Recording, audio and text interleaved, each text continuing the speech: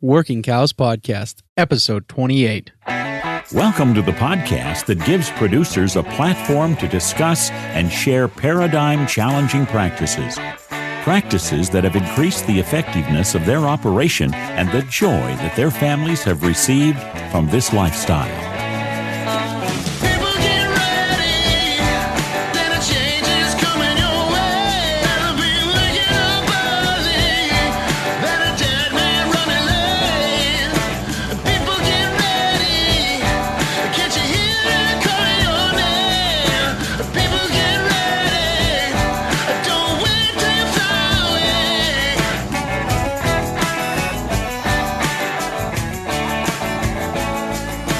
This episode has been brought to you in part by Kempf Ranch Supply. I'd like to take this opportunity to congratulate them on being selected as the 2018 recipient of the Leopold Award. This award celebrates producers who are great stewards of the land and the cattle and the water resources and all of those things that have been entrusted to them. And this just goes to show the kind of producers they are at Kempf Ranch Supply. And I congratulate Gary and Amy on this award. If you have any needs, head on over to their website, kempfranchsupply.com. Howdy, everybody. It's Clay Conry, the host of the Working Cows Podcast. Today, I have John Kempf of Advancing Eco Agriculture on, as well as John Kempf's podcast, the Regenerative Agriculture Podcast, from the website regenerativeagriculturepodcast.com, which will be linked in the show notes page, workingcows.net/28. John says that this is a show for professional growers who want to greatly increase quality and yield. On this show, John and his guests describe why you have crop challenges and how to resolve them. You will find straightforward, actionable information about growing that you can implement right away to increase crop quality, yields, pest resistance, and climate resilience, to regenerate soil health, and most importantly, increase farm profitability. Obviously, this goes right along with what we are shooting to do here at the Working Cows Podcast, so I reached out to John and invited him to join me for an episode today. So here we are with John Kempf of Advancing Eco Agriculture and the Regenerative Agriculture Podcast. John, thanks for joining me today on the Working Cows Podcast. I'd like to give you an opportunity to just share a little bit of your history and what it is that you do and kind of what you're up to these days. I'm having lots of fun. Thanks for having me here on the podcast. Brief background is I founded a consulting company called Advancing Eco Agriculture, where our consulting work initially started with fruit and vegetable growers. Then eventually we became a specialty plant nutrition products company. And the basic premise of the work that we were doing was based on the idea that we could grow plants that were completely resistant to disease and insect pests based on how we manage nutrition, and that we could actually change a plant's nutritional profile to make it completely pest resistant. So we've done some very fascinating work in that area, and more recently have begun doing a lot of work with broadacre crops and forages, grazing-based dairies, and so forth. Interesting. What was the motivation for kind of starting this process of developing or finding ways to avoid the use of, is it chemicals? Is that what you're shooting to avoid, is the use of chemicals, or kind of what's your goal? Well, how it came to being was as a result of a very personal experience. I grew up on a family fruit and vegetable farm in Northeast Ohio in the snow belt south of Lake Erie. And we were very intense pesticide users, very mainstream. My dad was a pesticide distributor. I was a licensed pesticide applicator when I was 16 years old. And in the early 2000s, 2002, 3, and 4, we had a 3-year period in which we lost the majority, as much as 70% of the 4 primary crops that we were growing at that point, to a number of different disease and insect pests that we were unsuccessful in controlling with and managing effectively with the pesticides that we had available at that point. And we had a fascinating experience in 2004 where we began renting a field from a neighboring farm that bordered right up against one of our own fields. So now we had two fields, which were fairly long, narrow strips, which used to be tilled up and down the slope because that was the long distance of the field. Now that we were farming both of them, we switched the direction of the row and we started planting crops across the field border. On the new soil that we were farming for the first time had been in a small scale family dairy farm rotation. So it was primarily corn, alfalfa, and small grains. And on the old soil that we had been farming for the last decade had been vegetables year after year for the last decade with cover crops during the winter months. So we planted crops. We planted a crop of cantaloupe directly across the field border. At harvest time, on the old soil, 80% of the leaves were infected with powdery mildew. And on the new soil, there was no powdery mildew. There was this knife line right down through the center of the field. In fact, it was so pronounced that there were healthy vines growing right in amongst the unhealthy vines. And that was kind of the 2x4 in the face moment for me. I wanted to know, what are the differences between these two plants and what allows one plant to be resistant to powdery mildew when the next plant 2 feet away is susceptible? They were the same variety. They were planted the same day. They had the same nutrient applications, same fungicide applications, but two completely different responses. That's fascinating. And so when you talk about the new field, that's the field that was the dairy farm, right?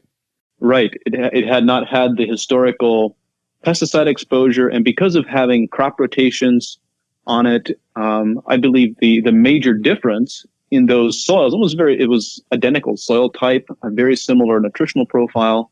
But the major difference was the biological activity. One section had very active microbial community, and where we had the historical pesticide exposure, we did not have the active biology in the soil profile. So the difference to you isn't necessarily something they were doing. The difference is what they weren't doing. Is that right? Yeah, I would say so. Yeah. But also what really emerged from that experience and the subsequent education and learning process was the idea that plants actually have the capacity to be resistant to diseases and insects. They don't get diseases because they have a pesticide deficiency, the same way that we don't get cancer because we have a chemo deficiency. But in fact, all plants have an immune system exactly the same way that we do. Yet we know that our immune systems don't all work equally well. Some people become ill with the first cold or flu bug that comes along, and other people practically never become ill. And the only difference between those two is how well their immune system has been supported with nutrition over the course of their entire lifetime. In fact, from even before they were born. And so that same concept also holds true for plants, that we can support plants with the right nutrition, with the right microbial environment, the right climatic environment, and produce a plant that is extremely resilient and very resistant to all types of disease and insect pests. And there's, in fact, a tremendous amount of science to support this idea. But then, of course, the moment you begin working with plant health and improving immunity and vigor and quality, then all of a sudden what we experienced is you get these tremendous yield responses, and you get these tremendous growth responses. So we've actually, in the fruit and vegetable industry, and also working with forages and grazing dairies, we've actually developed a reputation almost more for substantially increasing yields and quality than we have for the disease and insect resistance piece. Because what happens, mainstream agronomy has historically looked at plant nutrition through a single lens, and that was the lens of yield. How do nutrients have to be balanced to get the greatest yield possible, with no consideration given to quality? So what we have done differently is added another perspective, added another dimension to say, yes, we want the highest yields possible, and we want quality at the same time. So as a result, we're looking at additional minerals and additional microbes that might not be considered when you look at things purely from the perspective of yield. And as a result, the bottom line, the reality is, when you increase quality and health and vigor, you can't stop the yields from happening. They're going to go up automatically. Very, very cool. where would I go to find the plant's immune system if I was going to look for it? You mean in terms of resources and learning more about it? No, like the physical plant itself. Like what is the immune system of the plant? How do you improve the immune system of the plant? That's that's a question with a very multifaceted answer. You have, of course, the microbiome of the plant, where you have the microbial community in the rhizosphere, which is one layer of defenses. You have the microbial community on the phyllosphere, on the leaf surface, which is another layer of defenses. You also have bacteria and fungi living inside the plant itself, such as endophytes, for example. Those are all a part of the plant's immune system. But perhaps within the plant cells themselves, and within plant structure itself, there are two immune pathways. One of them is referred to as the SAR pathway, systemic acquired resistance, which is triggered by or mediated by a compound called jasmonic acid, sometimes referred to as the jasmonate pathway. Then you also have the salicylic acid pathway, which is essentially aspirin, which is sometimes termed the ISR pathway, induced systemic resistance. And without going into all of the biochemistry behind it, I can just say very simply that these pathways can be triggered by external. So if you have an insect that begins feeding on a plant, or a cow begins grazing on a plant, some of the damage that occurs will trigger these various immune pathways, and plants will begin producing a number of different immune compounds. But they can also be triggered by some types of soil biology. So some types of soil biology, plant growth promoting rhizobacteria in the rhizosphere, are known as immune elicitors. They trigger an inherent immune response. So it's essentially the equivalent of giving a plant a vaccination, where you can increase the level of immunity and health to a much higher plateau of performance just because of the microbes that the plant is associated with in the rhizosphere. So is it possible to have a healthy immune system in a plant without healthy soil? No. I mean, you can. There's different degrees of plant health. Of course, there's resistance to different types of insects and diseases, and there are some relatively simplistic insect and disease pests, such as aphids and leafhoppers and whiteflies and so forth, that you can produce resistance to simply by balancing the plant's chemistry. But if you really want to get to the upper levels of performance and immunity, then you need to have biology in the rhizosphere. You really can't get there without biology. I'm not hesitant at all to say it's essentially impossible with our understanding today. Very cool. And what can we do to improve that biology, the soil biology, and those things? How can we impact those things positively? That is the right question. It's the question that I think in agriculture we have mostly missed the biggest answer. So generally, when you ask about how we can improve biology, people will talk about adding microbial inoculants, adding compost, using compost teas, using cover crops, adding humic substances, adding various food sources such as molasses, all these different additives you can add to the soil profile to improve biology. Also using cover crops, managing tillage, perhaps going no-till depending on the soil and environment. These are all various tools that you can use, very powerful, very important tools. And I don't want to downplay the importance of the tools that I just mentioned, but I believe we have missed the biggest and most powerful tool of all, which is harnessing the photosynthetic engine, harnessing photosynthesis. So this is such an important piece. I'd like to talk about it just a little bit, just to give you a little bit of context and framework for what I'm talking about. First, there's a couple of numbers. There's a couple of mathematical numbers here that are very important. First is the idea that most plants in every 24-hour photo period while the sun is shining are only photosynthesizing somewhere in the vicinity of about perhaps as low as 15 to as high as 30% of what they are inherently capable of, because of not having the adequate nutrition to really streamline the photosynthesis process. And we can talk about what those pieces are that are missing.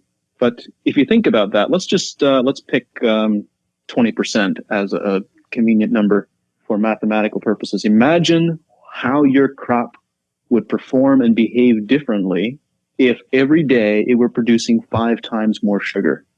Now, if you're producing a reproductive crop like corn or soybeans and so forth, that's not going to translate to 5 times more yield.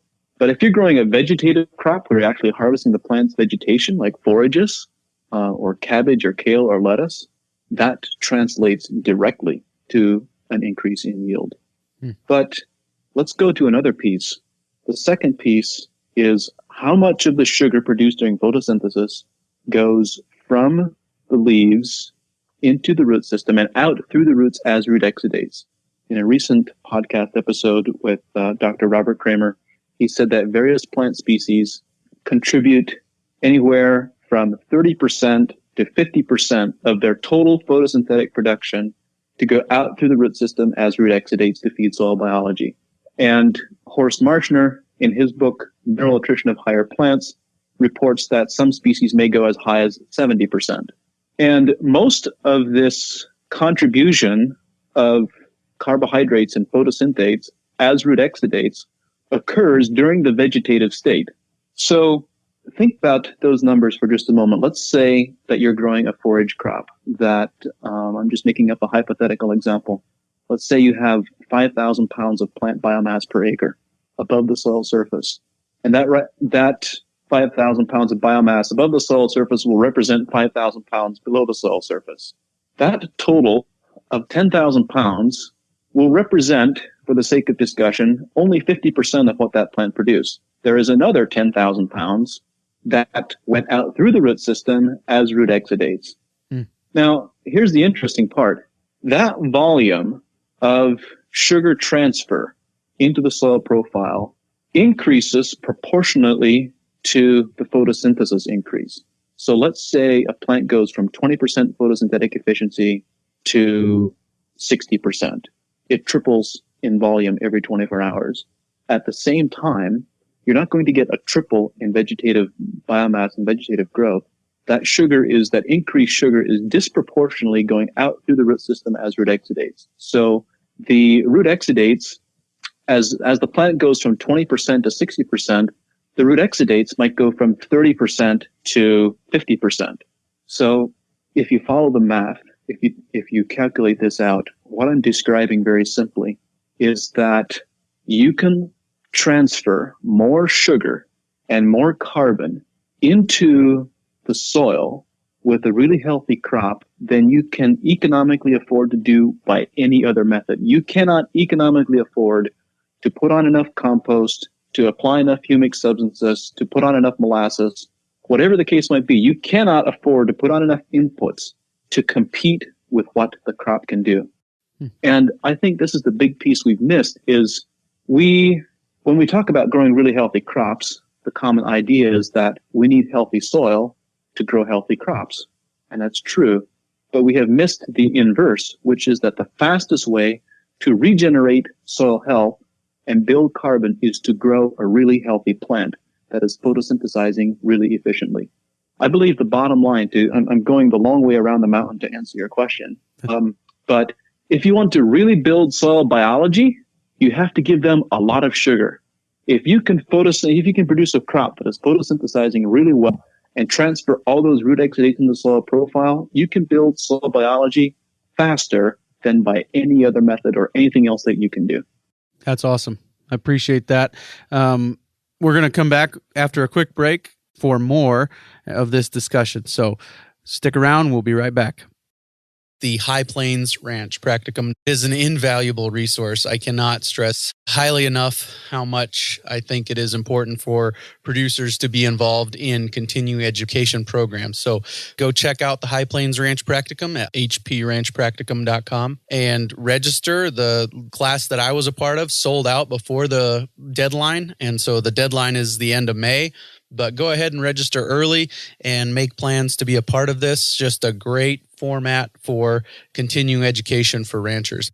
hpranchpracticum.com, our newest sponsor on the Working Cows podcast. We are back for more with John Kempf. We're discussing soil health and plant nutrition and some of those things. John, as we connected setting this up, I connected through Twitter. Somebody sent out a link to your podcast, which is Regenerative Agriculture. And I sent you a message through there, and then we emailed back and forth. And you said that you had some interesting case studies or some interesting stories about the impact of animals on all of these different relationships between soil health and plant nutrition. Can we talk a little bit about that? Yeah, I have this. I was actually looking for a copy of a very fascinating story. I wasn't able to pull it up. I have it mostly memorized. If I recall correctly, it was approximately 1978, beginning of 1978. Acres USA published a front cover article reporting on the success of and the beef production of a consultant in Idaho named C.J. Fenzow. So, a brief context, C.J. Fenzow was a contemporary of William Albrecht and Carrie Reams, and was one of the early consultants in the Pacific Northwest to adopt computers to monitor soil moisture levels and develop kind of next generation agronomic management using the Albrecht system. A very leading consultant and agronomist at the time. He was working with many potato growers and fruit and vegetable growers, and he became a bit frustrated with the beef farmers that he was working with for not adopting next generation, next level thinking. From his frustration, he made the comment that if I can't tell people what the possibilities are, I'm going to have to show them. So he rented 31 acres of land from one of his farmers that he was working with and fenced the entire 31 acres into 31 one-acre paddocks with the intention of putting in a beef herd and rotating 1 day per month and doing a 31-day rotation. He planted in the late summer of 1977, he planted a diversity of legumes and grasses. It was obviously, these were still very old style genetics, so they were including sweet clover and brome grass. And I forget the entire list of what was included, but it was close to a dozen different species. In the spring of I think I have the dates wrong. This was planted in 1976, and they started grazing. In the spring of 1977, he purchased 240 stockers, 600-pound stockers, in late April or May. I'm getting a bit confused now as to the dates. But in brief, 240 stockers, started grazing them. He had set up the entire operation so that the beef would graze one paddock for 24 hours. And then they moved to the next paddock, and as soon as they were moved off, he would irrigate the paddock that they just left with overhead sprinkle irrigation. So you can imagine the effect that sprinkle irrigation would have on the manure patties. It just completely dissolve them, wash them away, and flush them into the soil profile. By late April, those 240 steers were no longer able to keep up with the entire 31-day rotation. So they shortened it to 20 days and made hay on the rest. And they stayed on that 20-day rotation all the way through until the beef were sold in October. He calculated that the following year, 1978, he anticipated that to use the full forage production potential of those 31 acres, he would need 400 stockers and be able to produce 6,000 pounds of beef per acre. This was 1978. Wow. Where have we been for the last 40 years? That's amazing. Yeah, very, very cool. I appreciate that. And we'll maybe cooperate together and find that article, and I'll link it at the show notes page for this episode, which will be workingcows.net/28. The workingcows.net/28 will be the show notes page for this episode, and there will be links there to, of course, John's podcast and his Twitter profile and Advancing Eco Ag and some of the different things that he is doing. Are you in favor of animals being a tool for improving soil health across the board, or are there certain circumstances where it isn't a good fit, or how does that look to you, I guess? I would say that in general, I believe livestock need to be an integral part of the agricultural landscape. And honestly, when I sit down with a sharp pencil and try to figure out how farmers should manage, I can't for the life of me figure out why commodity crop growers don't begin planting grass and grazing beef. I mean, really, I think right now you can make more money producing 100% grass-fed beef on the highest yielding corn ground in Iowa and Illinois than you can growing commodity corn. So I believe both from a philosophical and also from a very practical perspective that there's tremendous value in having livestock on the landscape. And the reality is, based on the story that I just shared, we have the technology, the knowledge, and the know-how today to replicate the success that C.J. Fenza had in 1978. And if that is the case, we can produce more protein per acre with grass-fed beef than we can with corn.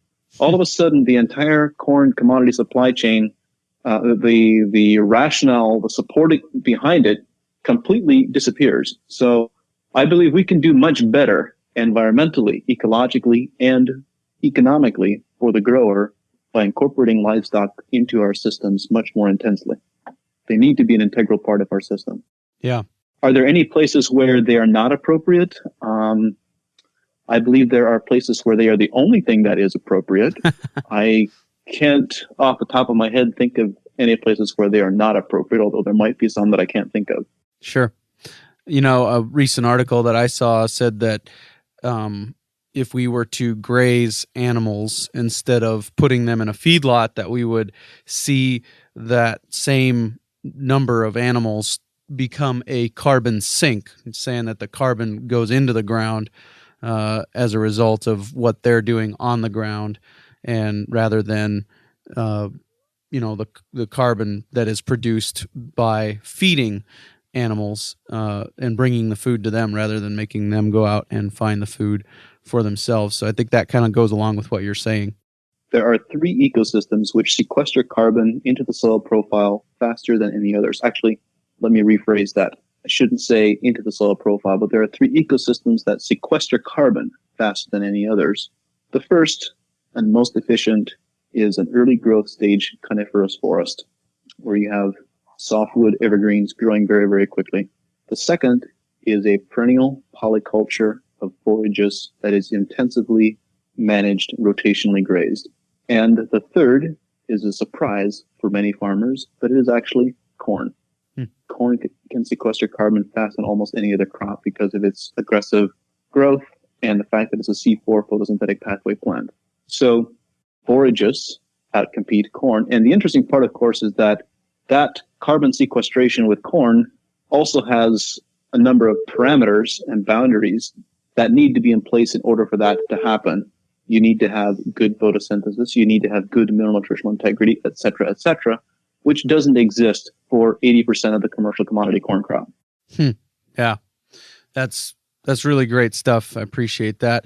Can you talk just briefly about you mentioned philosophically and practically, you think cows should be on as many acres as possible. I don't want to put words in your mouth, but that's essentially what you said, right? Yeah. Can you talk about the philosophy? What is that philosophy? Or am I going to get you in trouble? Oh, my. Well, the philosophy, of course, can take it. To really describe the philosophy of livestock and agriculture is a very broad conversation. It's a broad discussion if you really want to do it justice.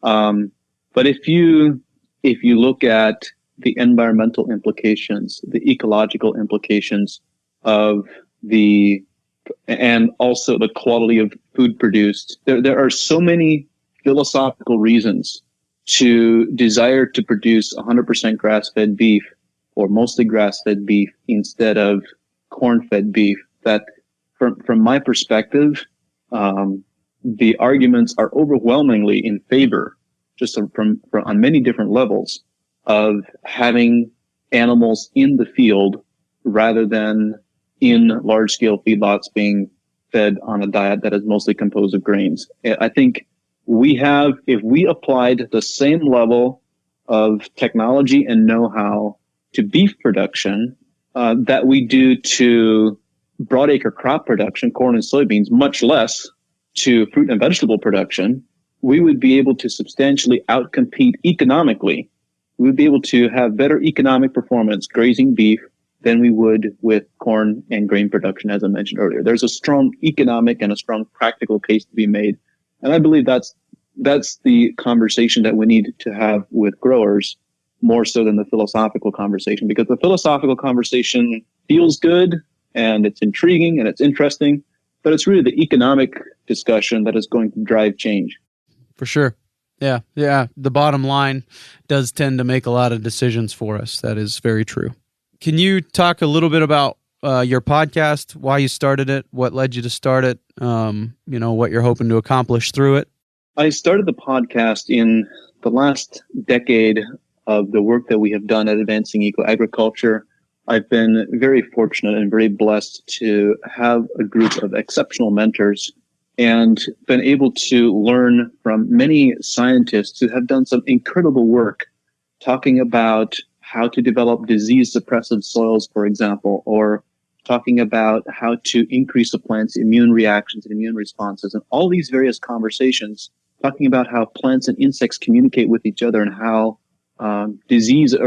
how insect pests are attracted to unhealthy plants and yet avoid really healthy plants. So I discovered that there was all of this incredible research and this amazing information that wasn't being communicated to many growers. And it wasn't really, a lot of it was published perhaps in peer-reviewed journals and so forth, but it wasn't really communicated to the growers who would actually be able to put it into practice. So my desire and goals for the podcast were to interview these leaders in the field, the people who were, as well as the people who were actually doing it successfully, and be able to share that information with growers everywhere in such a way that they would be actually able to apply it and implement it from a very practical perspective. So that podcast you can find it at regenerativeagriculturepodcast.com. And I would welcome any of your listeners to go there and subscribe to it. You'll get an email update every time we post a new episode, which currently is once a week. And love to hear your feedback on LinkedIn or Twitter, wherever. Sure. Great. And your Twitter handle is? At VisionBuilder7. Okay. Yeah, links to all that will be on the show notes page, workingcows.net/28. John, I appreciate your time. Any other resources that you want to share with people that you want me to put in the show notes page? Anything that comes to mind? Not off the top of my head, but I'll send them to you if something comes up. Sure. Great. Well, thank you for your time today. I appreciate it. Thank you. Are you sinking in a swamp of sample rates and editing? Do you feel trapped in a prison of file formats and kilobits per second? It's time to drain that swamp.